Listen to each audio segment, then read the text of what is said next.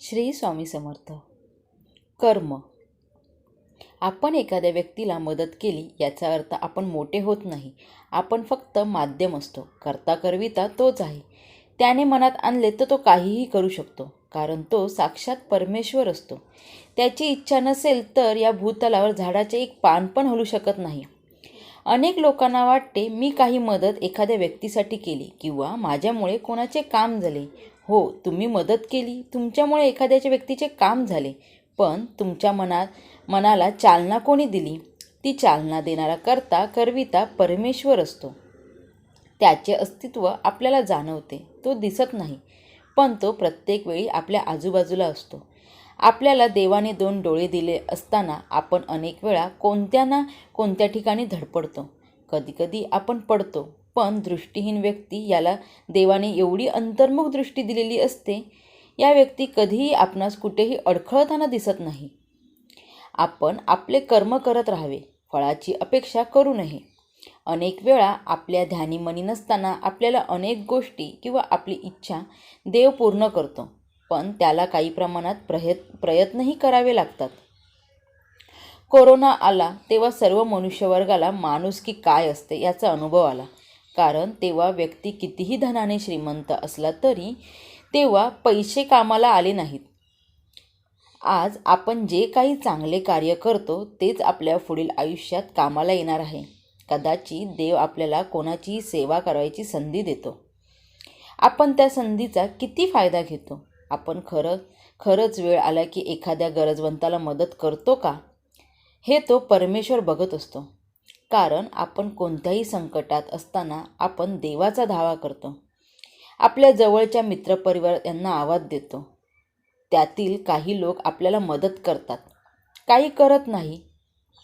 पण आपण त्यांच्या वेळेस आपण किती मदत केली होती, मग ती पैशाची असो किंवा अन्य कोणत्या स्वरूपाची, हे महत्त्वाचे आहे. माझं करून आपण सर्व काही इथेच ठेवून जाणार, हे त्रिकालबाधित सत्य आहे. आपण नेताना घेऊन जाणार तर आपण केलेले पुण्यकार्य यासाठी आपली आठवण काढली जाईल. सामाजिक कार्य किंवा अन्य कोणतेही कार्य करत असताना एक व्यक्ती महत्त्वाची नसते. सर्व व्यक्ती जेव्हा एकत्र येतात तेव्हाच एखादे सत्कर्म लवकर करू शकतात. त्यात जी व्यक्ती पुढाकार घेते तिला पुढाकार घेण्यासाठी चालना देणारा परमेश्वर असतो. संघटना बांधली जाते, अनेक लोक एकत्र येतात, पण त्यांना एकत्र घेऊन येणारा करता करविता तो परमेश्वर असतो. आपण कधी म्हणतो देवासारखा उभा राहिलास आमच्या पाठीशी म्हणून आमचे काम झाले. जी व्यक्ती मदत करते तिला मदत करायला प्रवृत्त करणारा परमेश्वर असतो. याचे साधं उदाहरण म्हणजे आपल्या रोजच्या प्रवासात एखादी व्यक्ती चक्कर येऊन पडते, तेव्हा अनेक जण बघ्याची भूमिका घेतात, पण काही मोजक्याच व्यक्ती त्याला स्वतःकडील पाणी पाजतात. डॉक्टरांकडे जायला काही मदत करतात, पण सर्वच व्यक्ती हा विचार करत नाही. त्यातील एखादाच असतो, तो म्हणतो ह्यांच्या बॅगेत किंवा खिशात मला काही मिळेल तर खूप चांगले होईल. याचे साधे उदाहरण म्हणजे जत्रा किंवा आपण यात्रा म्हणतो. यामध्ये 3 प्रकारचे लोक आढळतात. एक, जत्रेत काही मिळेल म्हणून जाणारे, चोरी करण्याच्या हेतूने. दुसरा प्रकार, जत्रेत जाऊन थोडी मौज मजा करावी म्हणून. आणि तिसरी व्यक्ती, आपण केलेला नवस पूर्ण करण्यासाठी जातात. तिन्ही व्यक्ती देवाची लेकरे, पण तिन्ही व्यक्तींच्या मनात वेगवेगळी भावना असते. शेवटी एक गोष्ट नक्की आहे, आपण केलेले पुण्य कर्म वाया जात नाही.